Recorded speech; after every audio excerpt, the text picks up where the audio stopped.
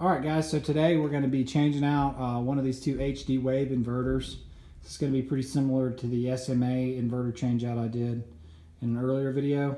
First thing I'm going to do though, before I start changing out this inverter, is I want to test voltages on the DC side and the AC side and just make sure those voltages are good. I don't have any kind of wacky voltage, especially on this DC side. I have seen instances where the microinverters, one of them will fail open and be passing through high voltage, and that could be potentially dangerous, so I want to make sure I don't have any high voltage there. Alright, so I've got my meter on DC, that's the dash and the dotted line, and you can see I'm getting 11.1 volts on the first string.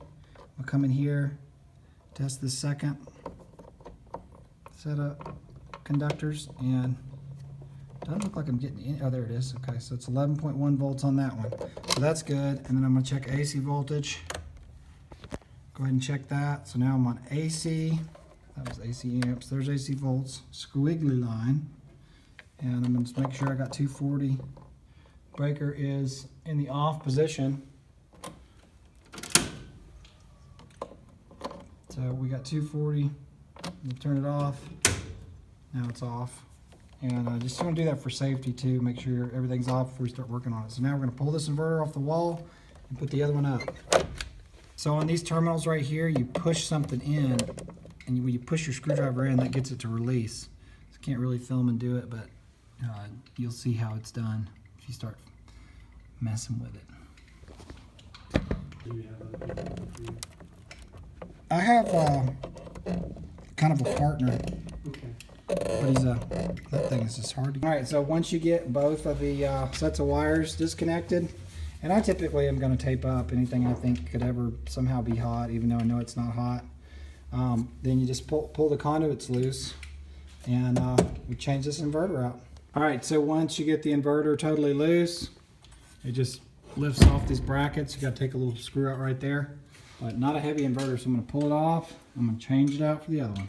Okay, so here's the new inverter, and it does not have a screen, which I don't really like the monitoring dependent stuff. I don't like monitoring.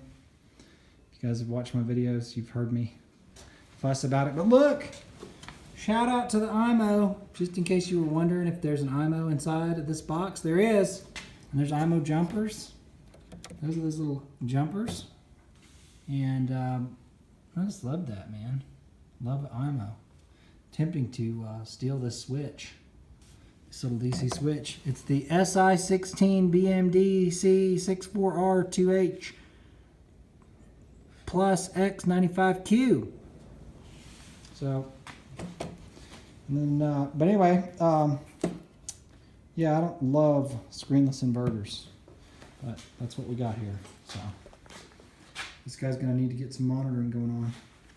And then let me show you real quick. This is his current inverter.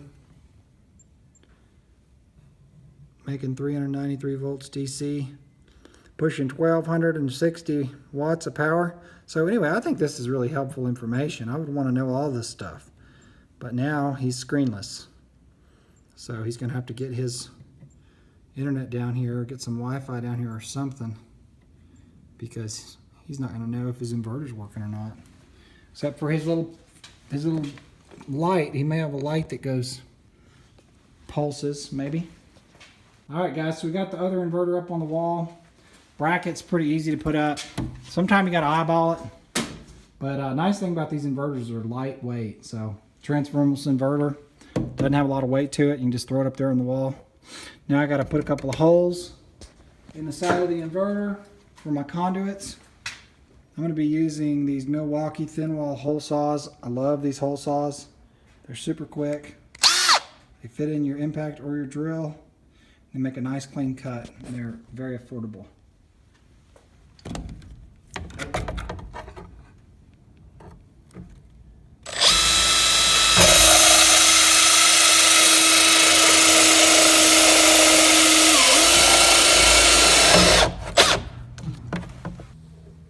This is how I like to strip PV wire. I like to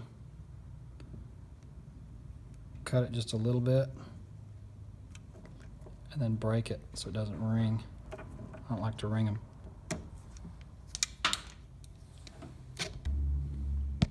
All right, so this one's being really weird, folks. I don't know if you can see the meter, but when I measure this, it's 11 volts.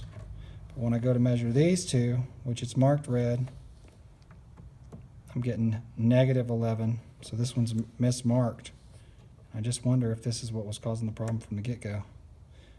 Always check polarity. I'm checking it twice. All right, guys, so that one's in and ready to go. Unfortunately, we don't have a good interconnection down here. And because Solaredge has done away with the screens, you cannot activate an inverter without the set app. So kind of a pain in the butt, but when the internet gets better down here, we've got a little weather problem right now, but when it gets clear, he's gonna activate it. So not a really difficult thing to do if you just pay attention to what you're doing. We did find a reverse polarity though in it, which I think was what may have ultimately caused the problem. Don't tell Solaredge.